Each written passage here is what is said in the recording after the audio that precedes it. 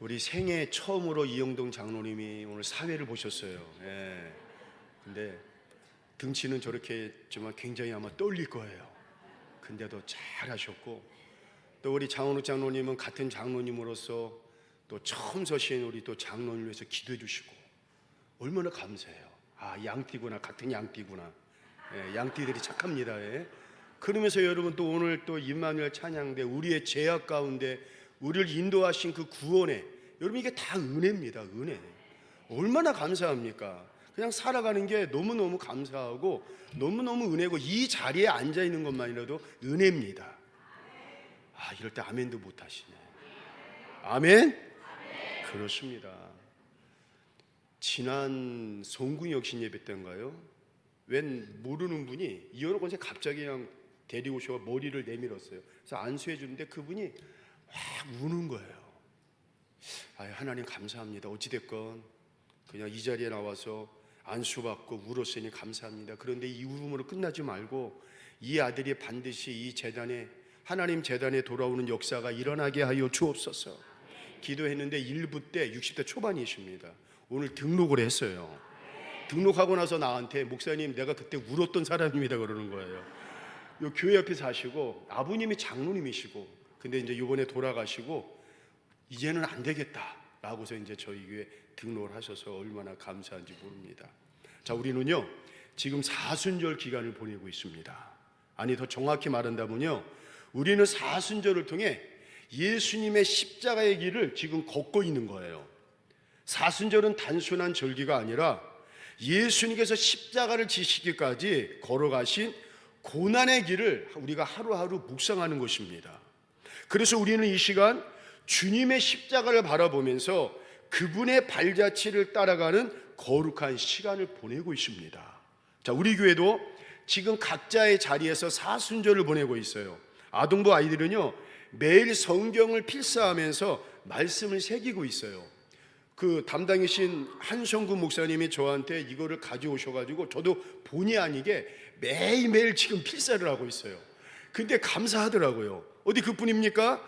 청년들은요 그 단톡방에 하루하루 말씀을 나누면서 신앙을 우리 청년들이 지금 점검하고 있습니다. 얼마나 감사합니까? 그리고 새벽 기도회 때마다 우리는 사순절 묵상집을 붙들고 주님의 길을 묵상하며 그 기도의 자리에서 하루를 시작하고 있습니다. 여러분, 사순절 그냥 지나가는 시간이 되면 안 됩니다. 이 사순절 기간 우리는 여러분 무엇이라도 하면서 주님의 발자취를 따라가고자 하는 믿음의 열정과 흔적과 수고와 땀이 있어야 됩니다. 자, 먼저 기도의 수고가 있어야 됩니다. 막연한 기도가 아니라 시간을 정해놓고 하나님 앞에 드리는 기도가 있어야 돼요. 이 사순절 기간 동안. 자, 성경에 보면 다니엘은 하루 3번 기도했습니다. 다니엘서 읽어보겠습니다. 시작. 다니엘이 자기 집에 돌아가서는 윗방에 올라가 예루살렘으로 향한 창문을 열고 전에 하던 대로 하루 3번씩 무릎을 꿇고 기도하며 그의 하나님께, 여러분 이렇게 사순절 기간 동안 우리도 이런 기도의 시간이 있어야 돼요. 가능하다면 새벽 기도의 시간을 붙드는 믿음이 있어야 됩니다.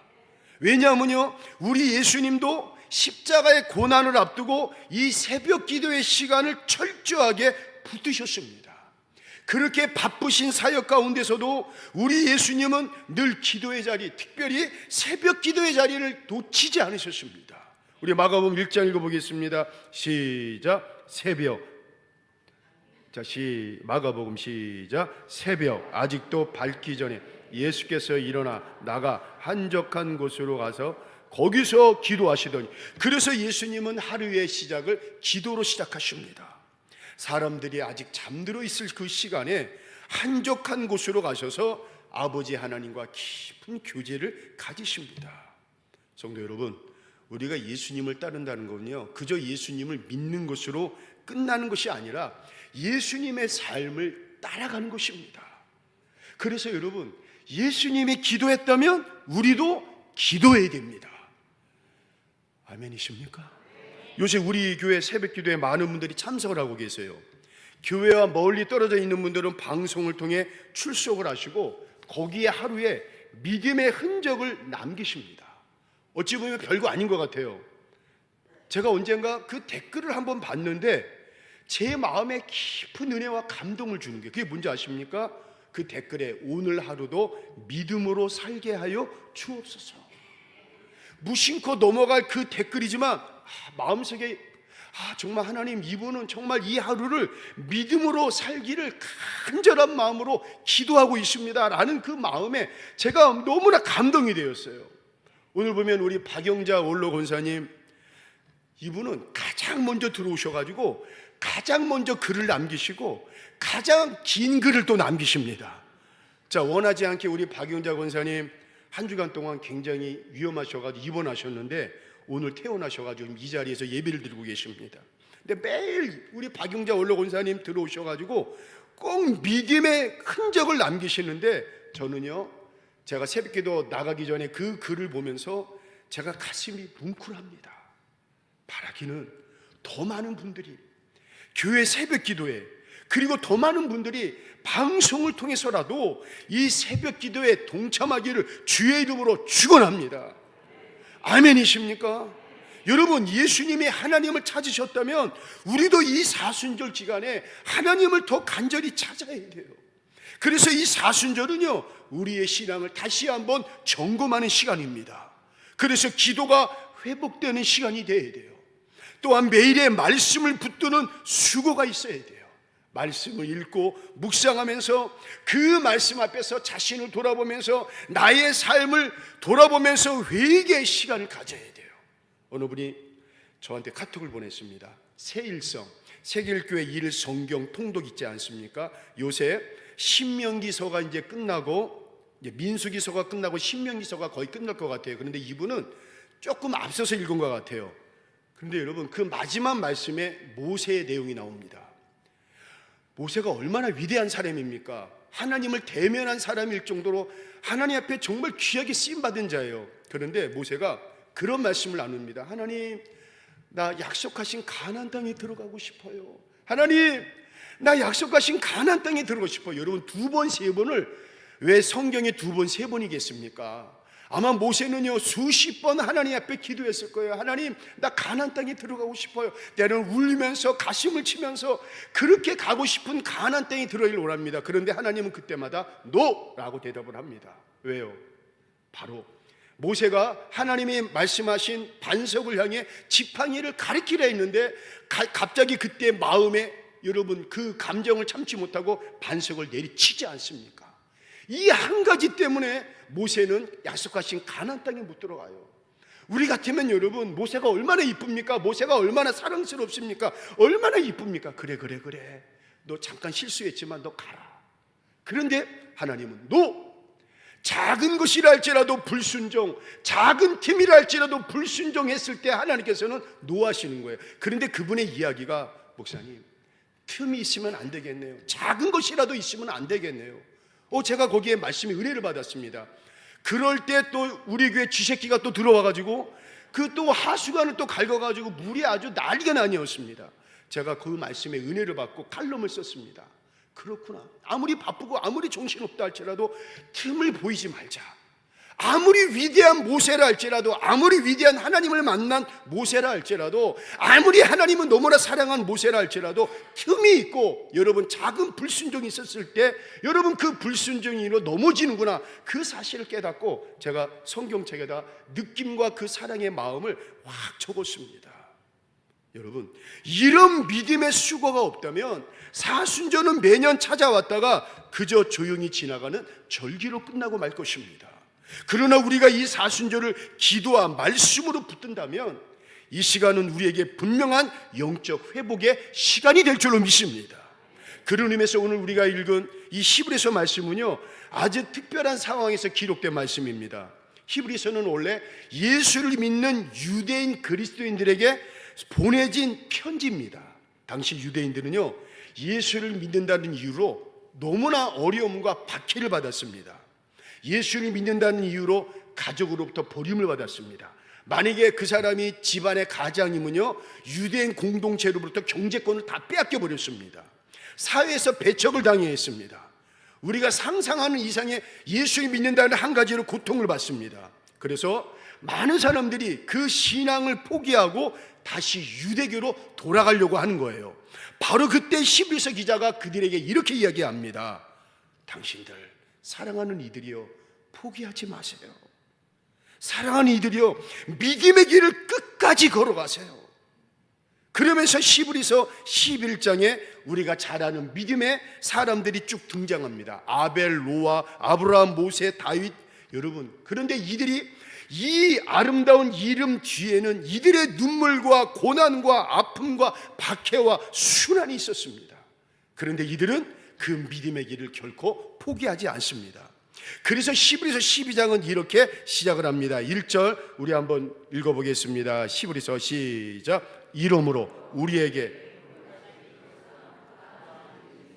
모든 무거운 것과 얽매이기 쉬운 죄를 벗어버리고 인내로서 우리 앞에 당한 경주를 하며, 여기서 여러분 신앙을 경주에 비유하고 있습니다. 다시 말해 믿음의 길은요, 잠깐 가는 것이 아니라 그 목표점이 도달할 때까지 끝까지 달려야 하는 마라톤과 같습니다. 그래서 히브리서 기자는 우리에게 너무나 중요한 얘기를 합니다. 우리가 신앙의 완주를 위해서는요, 우리의 힘으로 못합니다. 바로 예수를 바라봐라. 그것도 예수를 바라보되 포기하지 말고 예수를 바라봐라. 그것도 경주에서 완주할 때까지 포기하지 말고 예수를 바라봐라. 믿음의 주여, 또 온전케 하시는 이 예수를 바라보라. 그렇습니다. 여러분, 신앙의 길은 쉽지 않습니다. 신앙의 길을요, 만만치 않습니다. 신앙의 길요, 웃음만 있는 게 아닙니다. 신앙의 길이요, 때로는 가슴 아프고 가슴 저리고 눈물 아프고 너무 힘들 때 많이 있습니다. 그런데 여러분, 그때 우리 포기하지 마시고, 그때 사람 바라보는 것이 아니라 바로 그 순간 예수를 바라봐야 됩니다. 십자가를 꽉 붙잡아야 됩니다. 왜 그렇습니까? 예수님이 바로 그 믿음의 길을, 힘들고 어려운 눈물의 길, 고난의 길이지만 끝까지 걸어가셨기 때문에 그렇습니다. 우리 첫 번째로 한번 읽어보겠습니다. 시작. 예수님은, 여러분 2절을 보면요, 그는 그 앞에 있는 기쁨을 위하여. 여러분, 십자가는요 절대로 기쁜 게 아닙니다. 십자가는 그 자체가 고통, 수치, 죽음입니다. 그 당시 로마 시대에서 가장 무서운 형벌 중에 하나가 바로 이 십자가 형벌입니다. 또 십자가 형벌이 너무나 잔인했기 때문에 그 로마 사람들이 자국인 로마 시민들에게는 사용하지 않았습니다. 그런데 예수님은 그 십자가를 치셨습니다. 채찍을 맞으셨습니다. 로마 채찍은 그냥 채찍이 아니라 그 채찍에 그 뼈조각이랑 그 다음에 철조각, 쇠조각을 붙여가지고 채찍이 내리칠 때마다 살이 뚝뚝 떨어지는 거예요. 그러면서 피가 막 솟아오릅니다. 머리에는 예수님이 가시관이 씌워졌습니다. 손과 발에는 못이 박혔습니다. 그리고 예수님은 그 십자가 위에서 숨을 쉬기 위해서, 여러분 그 영화 있지 않았습니까? 제가 또 이름을 잊어버렸는데 아까 지금 일부 끝나고서 찾아온다 그랬는데 그 영화 있죠. 완전히 그 영화 있지 않습니까? 예수님을 딱 이렇게 올려놓고, 여러분 어떻게 되냐면요, 십자가를 이렇게 해고서 하려면요, 이게 배가 쭉 올라와야 돼. 이렇게 돼야 돼요, 여러분. 자, 그런데 여기서 숨을 쉬어야 돼요, 여러분. 이렇게 숨을 쉬려면은 그 고통을 그 영화가 굉장히 잘 찍었어요. 저는 그 영화를 보면서 저 사람 대단하다. 여러분 몸이 이렇게 돼야 돼요. 여러분 그냥 이렇게 이게 아니라 십자가에 올라가면요 몸이 이렇게 돼야 돼요. 근데 여기서 숨을 쉬어야 돼요. 얼마나 고통스럽겠습니까? 숨을 쉴 때마다 고통이 극심합니다. 그런데 예수님은 그 고난을 참으셨어요. 왜 참으셨습니까? 이런 얘기가 있습니다. 예수님이 십자가에 내려오지 않으신 이유는 못 박혔기 때문이 아니라 바로 우리를 향한 사랑 때문이다. 그렇습니다. 우리 예수님은요 얼마든지 내려올 수 있습니다. 그런데 우리 예수님은 끝까지 십자가를 지셨습니다. 왜 그렇습니까? 우리를 사랑하시기 때문에 그렇습니다. 사랑하는 성도 여러분, 그렇다면 이제 우리는 이 십자가 앞에서 한 가지 질문을 해야 돼요. 나는 이 주님의 사랑에 어떻게 응답하며 이 사순절을 보낼 것인가? 예수님이 나를 위해 십자가 지셨다면 나는 주님을 위해 무엇을 내려놓고 있습니까? 여러분 주님을 위해 무엇을 내려놓겠습니까? 예수님을 나를 위해 고난을 참으셨다면 나는 이 사순절 기간 동안 주님을 위해 무엇을 참고 있습니까? 여러분들 세상의 유혹, 세상의 여러 가지 방법 여러분 잘 참고 있습니까? 예수님이 나를 위해 생명을 내어주셨다면 나는 주님을 위해 어떻게 살아가겠습니까? 사랑하는 성도 여러분, 사순절은 단순히 예수님의 고난만 기억하는 시간이 아닙니다. 십자가 앞에서 내 삶을 다시 주님께 드리는 시간입니다. 그래서 오늘 우리는 십자가 앞에서 이렇게 고백해야 돼요. 주님, 그 십자가가 바로 나 때문이었습니다. 주님, 이제는 주님을 위해 살겠습니다. 그렇게 고백하는 사순절 기간이 되어야 돼요. 두 번째로 한번 읽어보겠습니다. 시작. 예수님은, 자, 성경에 보니까 여러분 그 앞에 있는 기쁨을 위하여, 여러분 이 기쁨이 무엇입니까? 그 기쁨은 바로 구원의 기쁨입니다. 예수님은 십자가를 바라보면서 고통만 바라본 것이 아니라 그 십자가 너머에 있는 우리 인간들의 구원의 역사를 보신 것입니다. 그래서 성경은 이렇게 이야기합니다. 로마서 5장 8절, 자 읽어보겠습니다. 시작. 우리가 아직 죄인 되었을 때 그리스도께서 우리를 위하여 죽으심으로 하나님께서 우리에 대한 자기의 사랑을, 그렇습니다. 십자가는요 단순한 고통이 아니에요. 십자가는 우리를 향한, 저와 여러분들을 향한 사랑의 확증입니다. 그래서 예수님은 십자가 위에서도 이렇게 말씀하신 거예요. 누가복음 23장 34절 읽어보겠습니다. 시작. 이에 예수께서 이르시되 아버지 저들을 사하여 주옵소서, 자기들이 한 것을 알지 못하님이다 하시더라. 그들이 그의 옷을 나눠 제비 뽑을새. 십자가 위에서도, 그것도 지금 로마 병정들은요 예수님의 옷을 나눠 가지려고 제비 뽑기를 하고 있는 상황이에요. 사람이 죽어가고 있어요. 아무 죄도 없으신 예수님이 지금 죽어가고 있는데 여러분 사람으로서 할 일입니까? 옛말에 우리 인두껍을 썼으면 그러지 못합니다. 얼마나 못되고 얼마나 악하고 얼마나 교만한 자들이에요. 그런데 우리 예수님은 그런 자들을 위해 기도하십니다. 하나님, 저들의 죄를 사하여 주시옵소서 기도하십니다. 오늘 우리도 마찬가지예요. 저와 여러분들 로마 병정 욕할 거 없습니다. 로마 병정들처럼 우리도 여러분 이렇게 못되고 악하고 교만한 자들이 바로 저와 여러분들입니다. 그런데 그런 우리를 위해 우리 주님은 뭐라고 하십니까? 하나님, 저들의 죄를 용서하여 주시옵소서. 이 말은 무슨 말입니까? 우리 예수님의 마음은 우리를 용서하셨다는 거예요. 그래서 우리는 그 용서의 은혜로 지금 살아가고 있는 것입니다. 그리고 우리 예수님은 그 사랑으로 우리를 위해 십자가를 지신 것입니다. 그렇다면 이제 우리도 여러분 질문해야 돼요. 나는 주님을 위해 어떻게 살 것인가? 사순절은 예수님의 고난을 기억하는 시간이면서 동시에 내 삶을 다시 하나님께 드리는 시간입니다. 그래서 사도 바울은요 이렇게 결단하며 고백을 했습니다. 우리 갈라디아서 2장 20절 한번 읽어보겠습니다. 시작. 내가 그리스도와 함께 십자가에 못 박혔나니 그런즉 이제는 내가 사는 것이 아니요 오직 내 안에 그리스도께서 사시는 것이라. 이제 내가 육체 가운데 사는 것은 나를 사랑하사 나를 위하여 자기 자신을 버리신 하나님의 아들을 믿는 믿음 안에서 사는 것이라. 아멘. 사랑하는 성도 여러분, 이 사순절 기간이 하루하루 지나갈 때마다 나의 믿음의 흔적과 수고와 기도를 통해 우리의 삶이 이렇게 바뀌어졌으면 좋겠어요. 주님, 이제는 내가 사는 것이 아니라 주님을 위해 살겠습니다. 주님, 이제는 나는 이제 십자가에서 다 죽고 오직 주님만 있음을 믿겠습니다. 그리고 주님, 누가 뭐래도 하나님의 아들을 믿는 믿음 안에서 내가 살겠습니다. 그런 결단이 있는 이 사순절 기간이 되기를 주의 이름으로 축원을 드리겠습니다.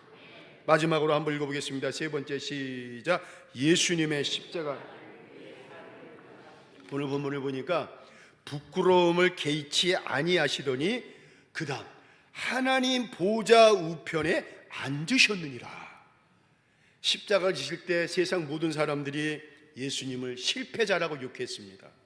그래서 예수님을 막 정죄하고 조롱하고 멸시하고 마치 예수님이 하나님으로부터 버림받은 자인 것 같아요. 그런데 우리 하나님은요, 예수님을 죽음 가운데 그냥 두지 아니하시고 부활하게 하시고 하늘로 올리셨고, 그리고 성경에 나와 있습니다. 여러분, 하나님 보좌 우편에 앉히셨다는 거예요. 여러분, 이게 뭡니까? 굉장히 중요한 말씀입니다. 예수님이 이 세상의 참된 왕이시라는 거예요. 우리 예수님은 지신 분이 아니라 승리하신 분이시라는 거예요.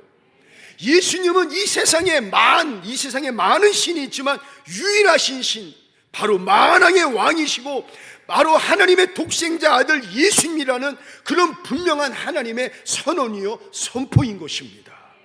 그래서 여러분, 십자가는요 끝이 아닙니다. 십자가 뒤에는요 부활이 있습니다. 그리고 그 십자가 뒤에는요 생명이 있습니다. 패배처럼 보였던 십자가가 바로 승리였던 것입니다. 그래서 우리는 십자가를 바라볼 때 절망하지 않습니다. 십자가를 바라볼 때 여전히 역사하시는 주님의 사랑을 이 사순절 기간 동안 우리는 발견해야 돼요.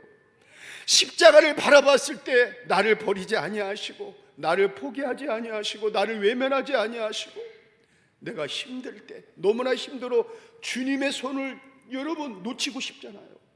주님 그만 나 좀 냅두세요, 그렇게 말할 때 있지 않습니까?